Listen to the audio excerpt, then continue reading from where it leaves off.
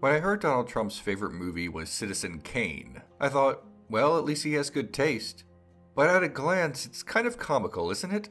Donald Trump, a man who wants everyone to know he is incredibly wealthy, has a favorite movie in which the protagonist is incredibly wealthy.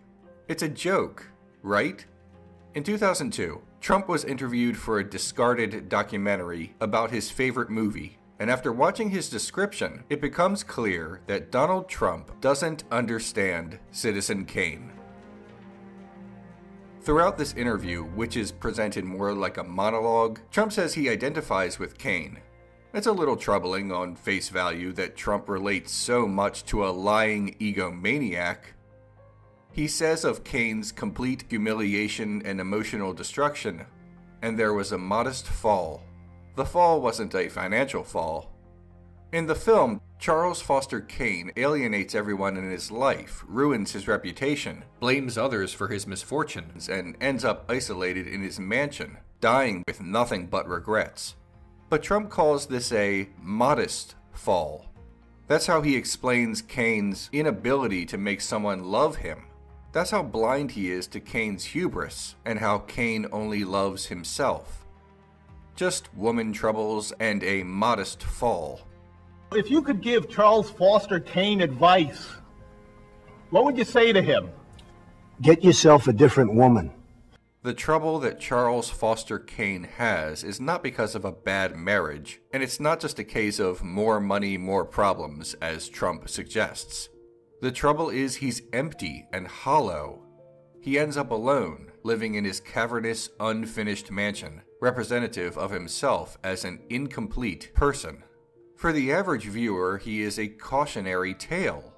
To Trump, Kane is himself, and he misinterprets and misunderstands his cinematic double with such enthusiasm that it is almost sad. He stumbles through the interview about his favorite movie in his typical broken, disjointed, Mad Libs style, particularly when he says so much about nothing on Rosebud. The word rosebud is maybe the most significant word in film, in what we all watch. The word rosebud, for whatever reason, has captivated moviegoers and movie watchers for so many years, and to this day is perhaps the single word. And perhaps if they came up with another word that meant the same thing, it wouldn't have worked. But rosebud works. Okay, enough of Trump's word salad. There are noticeable comparisons between them. Both became wealthy at a young age. After a gold mine is discovered on her property, Kane's mother sends him away to be educated in the finest schools. Trump was born into a wealthy family. Both had multiple wives and have been accused of extramarital affairs. Both ran for political office as an alleged populist. Both hang their names everywhere. Both promised to jail their political opponents. Promises that went unfulfilled for differing reasons. They both yearn for some happier past. Kane to his childhood and his mother's love, and Trump to much darker, violent ideas about the so-called good old days. And both keep, let's say, questionable company. There are massive differences as well, but Donald Trump does not talk about any meaningful comparisons in his interview, his speech about Citizen Kane. If he did, that would mean he would be self-aware and contemplative, and I do not believe those are qualities he possesses.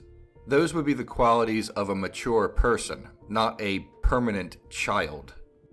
I thought it was fine. She's a pretty woman. You're running for president of the United States. Excuse me. I didn't start it.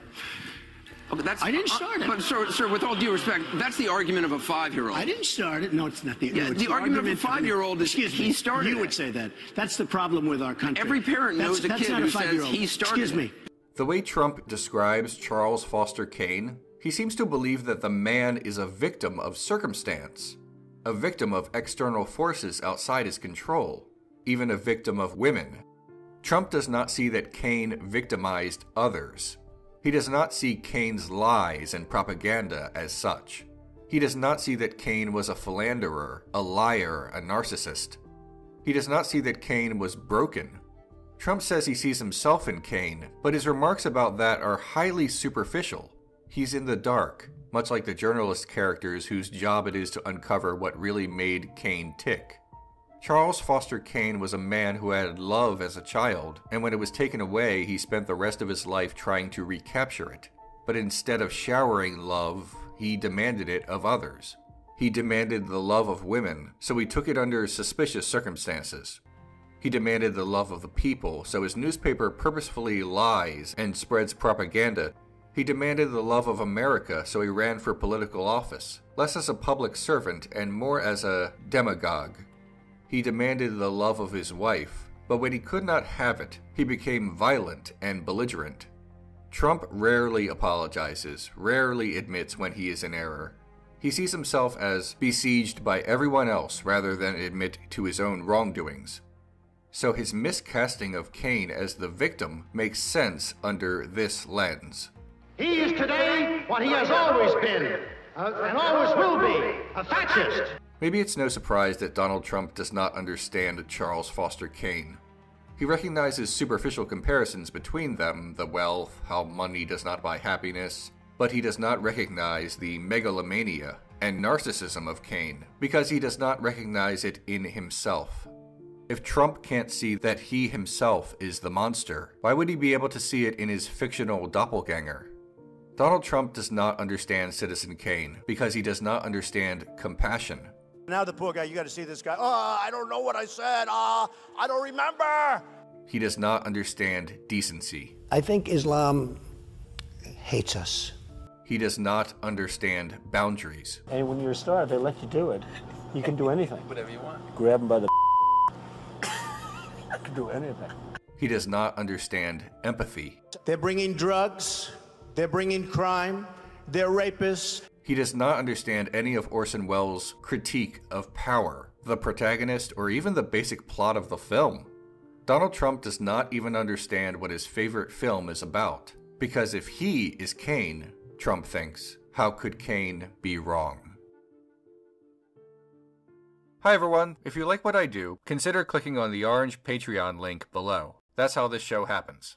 It's also a way for you to request an episode, so check it out.